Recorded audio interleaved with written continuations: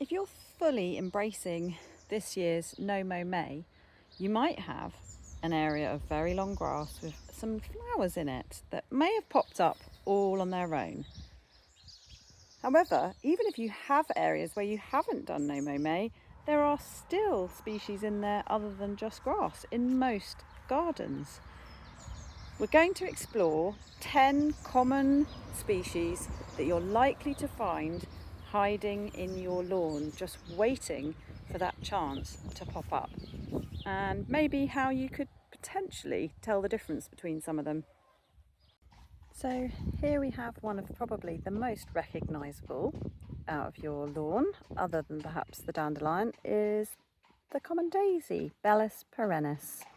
And these are fantastic little lawn plants as they pop up not long after mowing, so they can keep sort of flowering even in your shorter areas, or be part of a sort of flowering lawn that you maybe only mow once every few weeks or once a month or something. I think most people remember making lovely daisy chains out of them.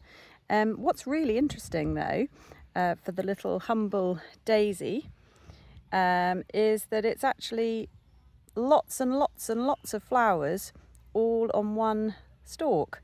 So each one of those white petals is an individual flower, and each tiny little yellow bobbly bit is also a flower. So they can provide lots and lots of nectar and pollen for insects. These are buttercups, as you can probably tell. We always used to do the test of putting them up to your friend's chin and seeing if you reflected the yellow on their chin, if they liked butter. This particular species is creeping buttercup. So they tend to be quite low growing. So again, another one that's really good if you mow not too often, but not leaving it long for months on end.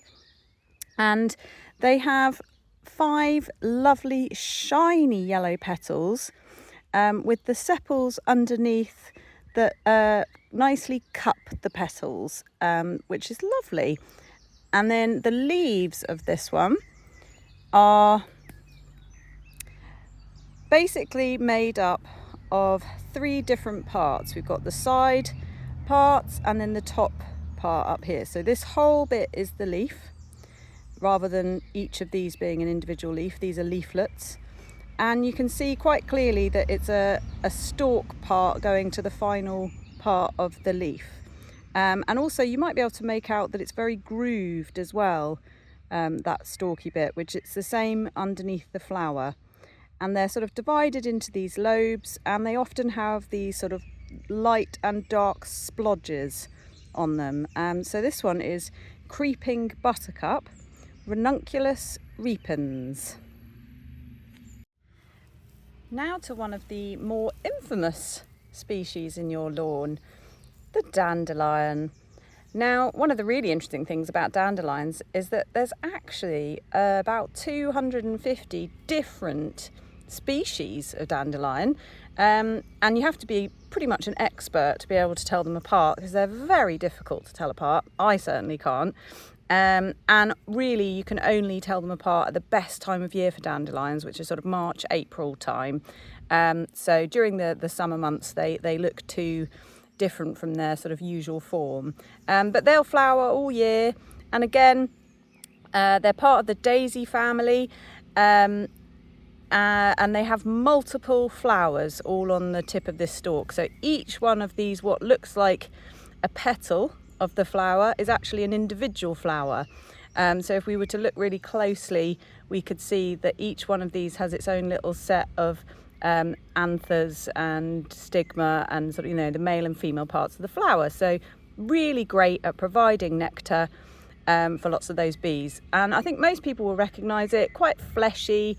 The leaves hugely variable, quite kind of cut on the edges down into the central stalk. This one's had a little bit of damage from the mower, but it's popped up afterwards with its little flower head. And obviously we have that classic dandelion clock of seed heads afterwards. But a lovely little circle of sunshine in your lawn. This area of our lawn we mow probably once every few weeks, except leaving a sort of central bit in the middle. And this is great because we get obviously the daisies coming up, and we've got the cat's ear and the dandelions, and we've got plantains, but we also have lots of this little one here coming up, and over here we can see that it's in flower, and this is Jamanda Speedwell, really classic flower that has these sort of unequal petals forming this really cute, delicate little face of a flower. Let me just get a little bit closer in. There we go. With these two little anthers poking out the side. And essentially all of the speedwells have very similar type flowers, but the Jamanda Speedwell, very common one, especially in lawns, is a really nice sort of real blue, slightly violet blue, and it has these kind of really classic leaf-shaped leaves. I know that sounds a bit silly, but if you were to draw a leaf, you would sort of draw it in a similar way. And there's lots of the leaves here, and it has hairs running down the stem in two sort of lines along each side of the stem, which if you look really carefully you can see on some of them. Difficult to show you on here, and essentially they form these lovely little towers, spikes of flowers, and then once the flowers are finished they produce little heart-shaped seeds in amongst these. So Jamanda Speedwell, really common and one you're likely to find in your lawn. So this species is also probably very familiar pretty much in every bit of grassland, from your sort of species rich meadows to your lawns and everywhere, and it's called Ribwort plantain. There are a few different plantains, but this is probably one of the most common for the main part of your lawn. And it's got these sort of parallel-sided, tapering to a point leaves that are very definitely, clearly raised veins underneath. You can see that, again, parallel veins. And then the sort of flowering parts are these little bulbous bits with all the little stigma and stamens sticking out of them on the top, and they're quite fun one to show to children for showing them how to shoot them at each other. So and don't worry, you know, as long as you're not stripping every single plantain bare, you won't be doing any damage, and it's great to encourage kids to interact with wildflowers in this way. And essentially, you know, this one's a great component of the lawn. It's not going to be providing pollen and nectar as such, but there will be lots of other little critters that will be feeding on the leaves and things like that. So yeah, it's a really nice one actually to have, and we've got lots in our lawn. This one is red clover, which most people might be able to recognise a clover because of the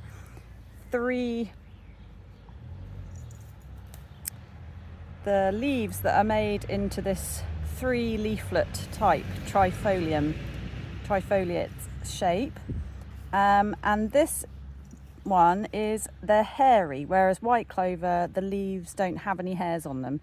So red clover is hairy, and it often has these sort of blotches on as well.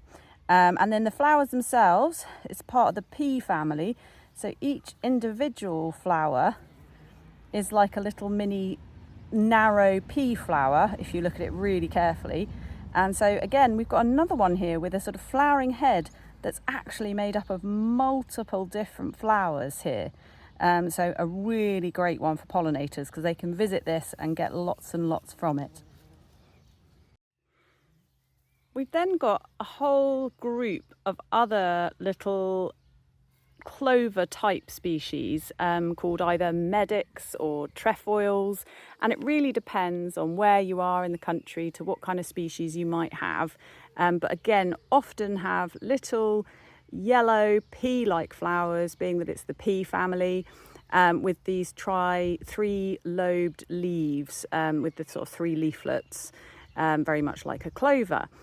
This one actually is spotted medic. However, as it grows up, it loses its spots, but it's much more of a sort of southern species. So I'm here in the southwest of England, and we get a lot of it around here. Has absolutely fascinating little seed pods. Again, being the pea family, they are pods, but they're coiled, and then they're covered in little hooked hairs, which create almost like a little burr, so that would stick to an animal's coat. You can see a bit better developed one here, which then would take it off to a new site to be a new plant, which is a great little tactic. Frustrating if you've got a long-haired animal that it gets stuck in, but generally they don't seem to get stuck in our cat's hair, which is good. But you might have something like black medic, which would be very similar, slightly more flowers, kind of forming a little sort of cone head shape, and when they turn into their pods, they're just little black sort of oval type pods that form a little globulous head on the top. Or maybe you've got other species, but there's a whole load that look very similar to this. Another one that we've got in here is Oxy Daisy, which you can see this one's just about to flower. But essentially before that, you'll notice that you'll see this one's really young, and it has these sort of slightly spoon-shaped lobed or toothed leaves that are fairly sort of fleshy, and the stems are very, very, very hairy. And when it's allowed to flower, it has these absolutely gorgeous, enormous daisies at the top of its head. Again, another one in the same family where each one of these petals is actually an individual flower, and each one of those little tiny yellow baubles is an individual flower as well. So very similar to our common daisy, but this one is much, much taller and has different leaves, and this is called Leucanthemum vulgare, or Oxy Daisy. There's quite a few other common names for this one, but this one appeared all by itself, was all in the lawn here, so you might be lucky enough to have this one as well. A great one for pollinators, and I've even found tiny little white crab spiders hiding on the flowers of these, ready to prey on some of those pollinators, which is quite frankly awesome. So now we've got another buttercup species, this time very similar in that it's got the petals kind of nicely cupping underneath, but much taller, which is growing nicely in my No Mow May area. And this doesn't have grooved stems anywhere, very smooth all the way around, still quite hairy though. And we've got leaves all the way up here. This is Meadow Buttercup, Ranunculus acris. And the leaves are quite different. We don't have that stalk that leads to that terminal end lobe or leaflet. It's all sort of coming from the central point there, and they are much more sort of cut in and dissected, and that's quite classic for this species of buttercup. So this is a nice one. If you have this in your lawn, then that would be lovely, because it's a rather nice buttercup, and it's a good sign that maybe it's slightly older grassland or something. So that's nice. Meadow Buttercup. So this is one of the ones that is known kind of like one of the dandelion lookalikes, but because on a much longer stalk than a normal dandelion, and it's actually part of the daisy family. And again, being part of that family, we've got lots and lots of flowers all on the one head, just like a dandelion, and it really does superficially look like a dandelion. However, this is actually common cat's ear, Hypercharis radicata, and we have multiple stalks all coming out from the base at the bottom, which is in here. So we've got this stalk coming up that then branches into different stalks, and the stalks themselves are hairless pretty much all the way up, except for having little sort of cat ear-like scales, which is possibly how it got its name. Let's see if we can see those a little bit clearer. You can see these little scales, and they're all the way up each of the stems, going up there. Now the leaves of this plant, which I have to come in here because I'm in my full No Mow May area here, and let's move some of this out of the way. The leaves of this plant are, let's just pick one, just have a look at it. So essentially they're quite sort of dandelion-like in a lot of ways, in that they sort of are quite divided, but they feel really rough, a bit like a cat's tongue. Again, maybe that's, or a cat's ear even. And essentially, whereas a normal dandelion would feel kind of just smooth and fleshy, these feel quite rough because they're covered in lots of hairs. And I've got lots and lots of this plant in my garden, and they form this lovely little basal rosette here, which means that all the leaves come from a certain point. Oh look, here's an actual cat to show them what their ear's like. So these are named after you. But this is a cat's ear. So here's cat's ear growing from that central rosette again to all these stalks coming up, and it's less crowded here. But it'll send these up really quickly. So again, you could probably get these in your flowering lawn rather than your no-mow areas as well. So that one's nice. Cat's ears are a really great one for wildlife. As you can see, they are quite often quite attractive to these little thick-thighed beetles, which I often find on the cat's ears in my garden. So yeah, quite a good one for pollinators and other critters.